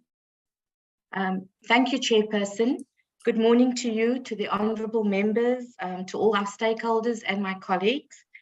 I'm Diksha Kassan. I'm a Parliamentary Legal Advisor from the Constitution and Legal Services offices here at Parliament. With me, I have Ms. Tilana Hallie-Starkey, who's also been assisting on this bill, also from our offices. Chairperson, I'd just like to also tender an apology on behalf of Mr. Jikela, who is the lead legal advisor on this bill. He's taken ill, so he's not on the platform with us today. Chair, with your indulgence, I'd like to switch off my camera, if that's okay, so that I don't lose signal while presenting. I trust that's in order. Yeah, please continue. Thank you, Chair. As the Chairperson mentioned, we have, from Mr. Adam Salmon's presentation, we have heard that there have been various submissions that were raised concerning the tagging of this particular bill. We have then therefore been requested to give an explanation to this committee as to why the Electoral Amendment Bill has been tagged as a Section 75 bill and not as a Section 76 bill as is being submitted by some of the submissions. Now, just quickly to recap without risking repeating what Adam has said, we have heard that various submissions received have indicated that the Electoral Amendment Bill should have been classified by the joint tagging mechanism as a Section 75 bill, meaning an ordinary bill not affecting a, should have been classified by the JTM as a Section 76 bill and not as a Section 75 bill, which has been classified by the JTM as such. Now, the reasons why advance for the classification of the Section 76 bill is that the bill seeks to include independent candidates in provincial elections. That another reason advance is that provincial elections are proclaimed by premiers, and therefore provincial elections are squarely a provincial function. A further reason advanced was that the bill will materially impact on the composition of provincial legislatures and also therefore impact provincial elections and therefore affects provinces. Another reason advanced was that the bill affects the interests, concerns and capacities of the provinces. Hence, the purpose of this presentation is to set out the reasons why the bill was classified as a Section 75 bill by the JTM. Chairperson, before I proceed to advance on those reasons, I'd just like to at this point once again explain what the term tagging is. Tagging or classification is a term used by Parliament for classifying bills for purposes of determining the procedure that must be followed as set out in the Constitution in processing and passing a bill. Now, as per the Constitution, a bill may be categorized into one of four categories. The Constitution then prescribes the different procedures that Parliament must follow when in respect of each of these categories. These categories in the Constitution are listed as follows. The first category that a bill may be classified as is a Section 74 bill. This is a bill which amends the Constitution. It's a bill that can only contain provisions that amends the Constitution. It follows a different publication process and also cannot have any provisions that do not amend the Constitution. The next category is a Section 75 bill, and it's entitled Ordinary Bills Not Affecting Provinces. These are largely bills that fall within the exclusive legislative competence of the national government. We then have a category known as a Section 76 bill, which is entitled Ordinary Bills Affecting Provinces. And these would then be bills that deal with issues that are listed in Schedule 4 of the Constitution, as well as legislation which is envisaged in Section 76, which I will get to a bit later. And then we have the fourth category known as a Section 77 bill, which is a money bill, which can only really be introduced by the Minister of Finance, and it deals with the levying of taxes and so forth. Now, when a bill is introduced into Parliament, the person, whether it be the Minister of a department, whether it be a member, a private member, or whether it even be a committee of Parliament, when either of those categories of persons introduce a bill, they propose the classification of the bill. The proposed tagging is introduced, which upon introduction of the bill is not binding on Parliament, as according to the joint rules, only the joint tagging mechanism, which is made up of the Speaker and the Deputy Speaker, as well as the Chairperson of the Council, as well as the Deputy Chairperson of the Council, have the competency or the authority to classify a bill. Joint Rules 151 to 158, as well as 160 to 164, then sets out the process of classification of a bill. In particular, I'd just like to express what Joint Rule 152, paragraph A, subparagraph I states. This particular rule states that the joint tagging mechanism serves for the purposes of parliamentary proceedings as a decision-making structure to make final rulings in accordance with Joint Rule 160 on the classification of all bills introduced in the Assembly or the Council. It is therefore the joint tagging mechanism's decision on the classification which is then binding on both houses of parliament. Now, as you will note, following in the introduction of this bill, which was proposed as a Section 76 bill, the JTM, after considering the content of the bill, as well as the constitutional provisions in relation to classification, tagged the bill as a Section 75 bill, meaning a bill not affecting provinces as entitled in the Constitution. Now, in order to provide reasons why the bill was classified as a Section 75 bill, it is necessary to understand when a bill must be classified or tagged as a Section 76 bill as per the Constitution, meaning as a bill affecting provinces. Now, the provisions of Section 76(3) of the Constitution provides as follows. It expressly states that a bill must be dealt with in accordance with the procedure established by either Section 76(1) or Section 76(2) if it firstly falls within a functional area listed in Schedule 4 of the Constitution. Schedule 4 deals with the functional area of concurrent national and provincial legislative competence. These are areas that are listed in Schedule 4 where both national government as well as provinces have the authority to legislate on these issues. A second determining factor is that a bill must be dealt with in accordance with the procedure established by Section 76 if the bill provides for legislation envisaged in any one of the following sections. Now, these sections are listed in Section 76(3) paragraphs A to F, and the legislation which is envisaged there is described here in the slide. And these then are pieces of legislation, or rather bills affecting with this type of legislation will then need to be classified as a Section 76 bill. The first one is legislation dealing with the uniform procedures in terms of which provincial legislatures confer authority on the delegations to cast votes on their behalf. Section 76(3)(b) provides for legislation providing for the recognition of national and provincial organizations representing municipalities. The third type of legislation envisaged, which must be dealt with in terms of 76, is legislation regarding the functions of the public protector.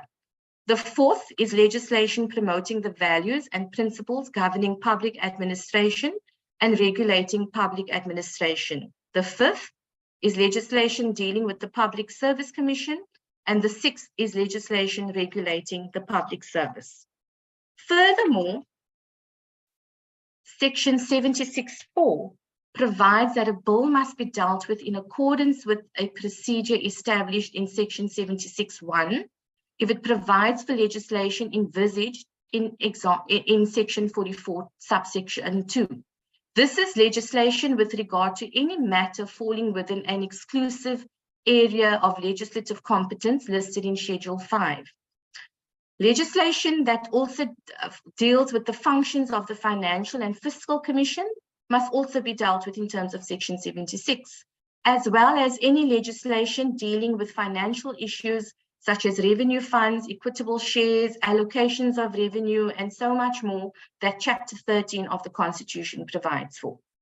Finally, Section 76(5) states that a bill envisaged in Section 42, subsection 6, namely a bill which determines that the seat of Parliament must be elsewhere than in Cape Town, must then also be dealt with in terms of the procedures set out in Section 76.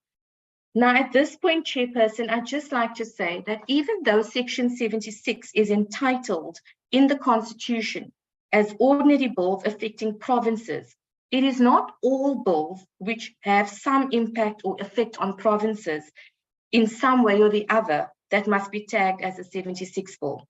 From these provisions in the Constitution, it is clear that only those bills which fall within the ambit of Section 73, as I've outlined above, must be tagged as a Section 76 bill.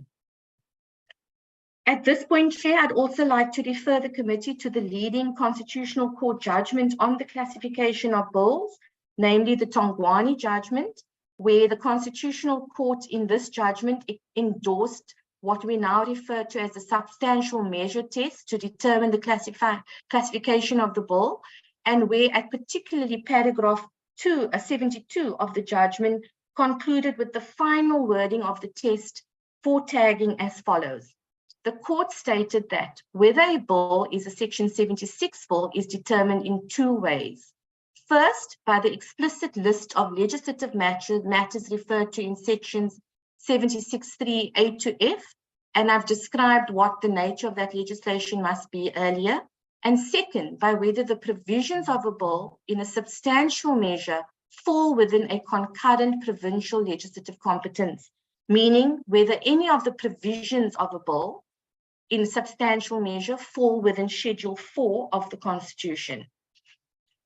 Now, it is acknowledged that the current electoral amendment bill, amongst other things, provides for the election of independent candidates to provincial legislatures, and that this would impact on the composition of provincial legislatures, and that the bill deals with provincial elections.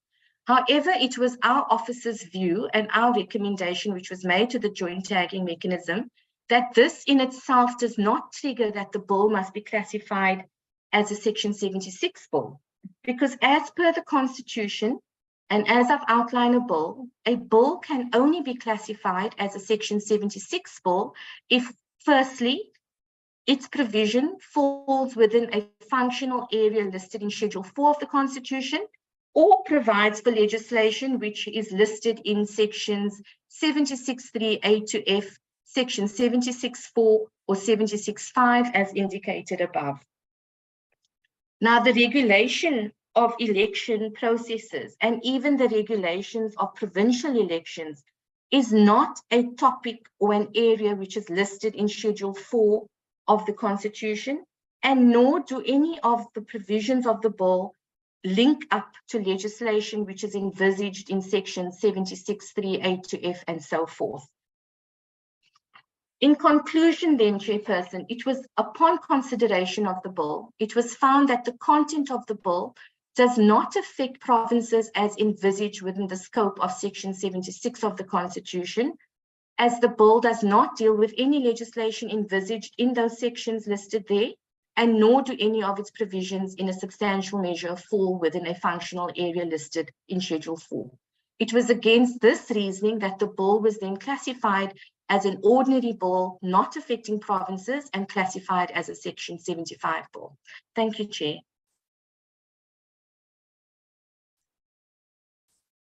Oops. Oh, thank you very much, Diksha, for that in-depth presentation. I think it outlines the processes of tagging, which is in line with what is contained in the Constitution. I think we should also take this opportunity, honourable members, to wish Mr. Njikela a speedy recovery.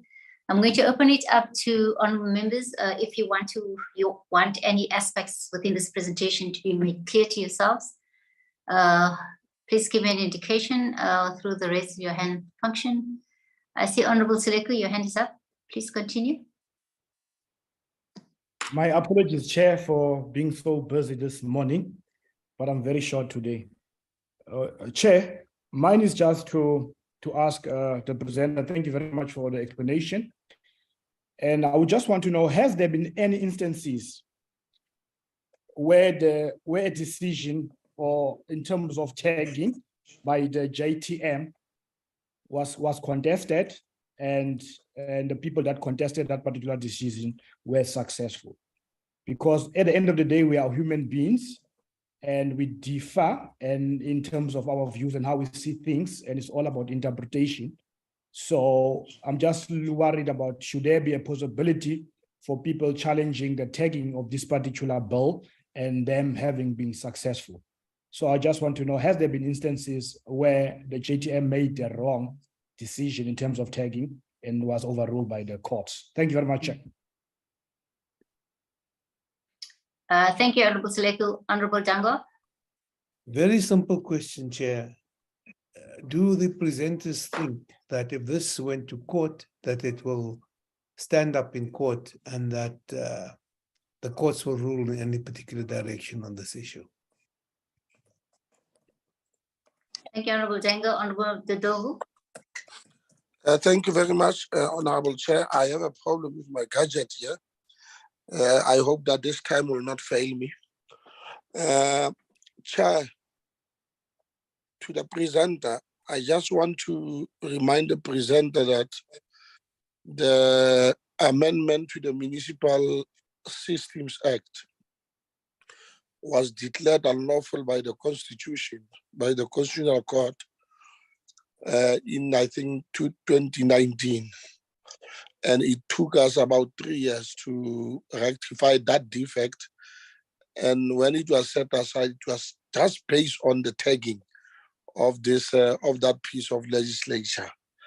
Now, this time around, are they really, really certain that based on the reasons advanced, that this doesn't form part of Section 76, is not classified under Section 76 bill?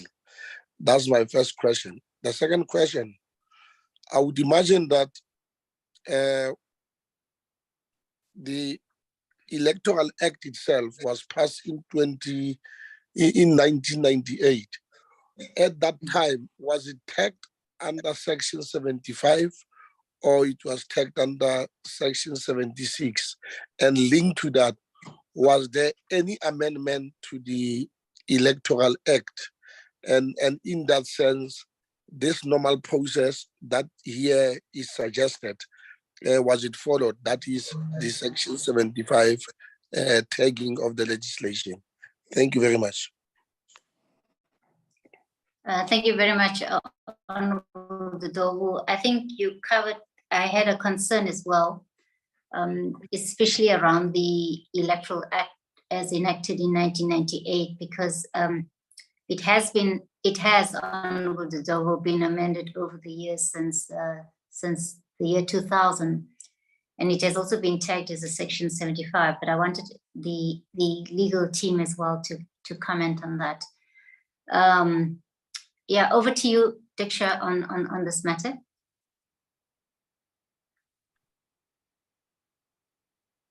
Thank you, Chairperson. Chair, on the first question as to whether there have been any constitutional challenges in relation to the JTM's decision on classification, yes, there have been. In 2017, as one of the honourable members mentioned, the Municipal Systems Act was challenged for being incorrectly tagged as a Section 75. The court then concluded that the bill should have been tagged as a Section 76. But the reasons for that were because there were provisions that were in the bill that triggered Section 76(3)(d) of the Constitution, which dealt with legislation envisaged in Section 195(3) and 4, as well as Section 197. And I think that had to do with the public administration as well as the public service. So it was on that basis that the legislation was considered to be a Section 76 piece of legislation. As to whether we feel that this particular tagging will stand up, it is our considered view that in light of the Tongwani judgment as well as the constitutional provisions, that this particular bill is correctly classified as a Section 75 bill. And if I can even look at precedents, and this ties up with the question about what the Electoral Act was tagged as. If I can even look at previous precedents, this Parliament will recall that in 2013, we had an electoral amendment bill that was introduced into Parliament, which provided for the casting of special votes in an election for the provincial legislature. It also was introduced as a proposed Section 76 tagging. The JTM had then classified it as a Section 75, and there has been no challenge on that to date.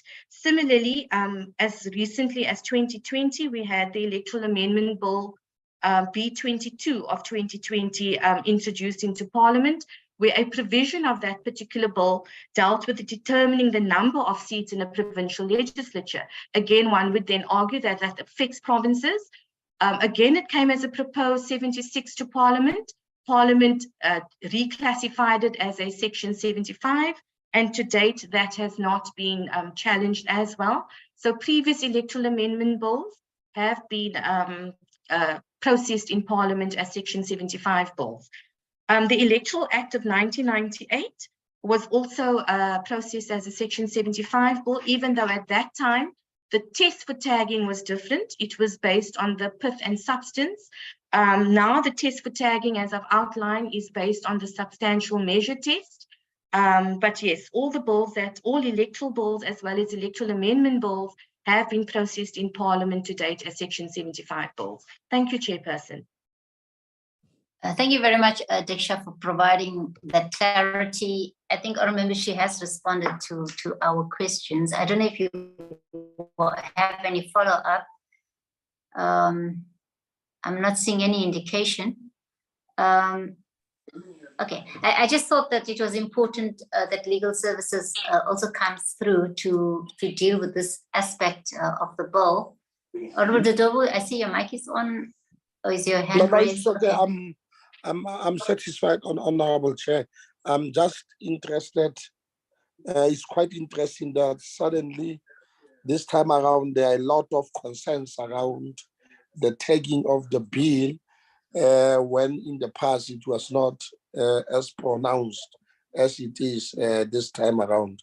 But it's okay. I'm okay with the explanation. No, thank you very much, Honorable Dodobu. Yeah, I thought that it was important that as a committee we deal with this aspect, the tagging of the bill. I think it's a matter for Parliament to actually explain and deal with, and I'm glad that we had this opportunity today, and also that legal services was able to put together this presentation to the committee. I think it becomes clearer in our minds. And also, as we continue to look at the public comments, I mean, it will also become clearer when we address that matter. I think with that being said, on members, we've actually come to the end of this meeting. I want to thank all of you, but before we also leave this meeting, I was also made aware that we do have the presence of Ms. Govender and Ms. Williams, the representatives from the Office of the State Law Advisor that are present in this meeting. And I think we welcome, and I'm sure that they'll be part of this process as we move forward. I was actually closing the meeting, but I see Honorable Radebe, your hand is up. Is it intentional? Yes, Honorable Chairperson, I'm sorry that you, but thanks for giving the opportunity. No, it's a minor inquiry to check the prospects of our meeting with the Department of Home Affairs on Monday, against the fact that Monday is a traveling day for most of the members to Uku for the taking Parliament to the people. That's the only thing I wanted to check. Thank you. Thank you very much, Honorable Radebe. It is a logistical matter. Yes, I think as a committee, we were given permission to travel on Sunday so that on Monday we can hold our meeting while we based in Ugu district. So that matter has been sorted out. Okay. Our members, thank you very much. We've come to the end of this meeting. Let me also declare this meeting closed. Thank you. Thank you, Chair. Thank you, Chairperson. Yeah,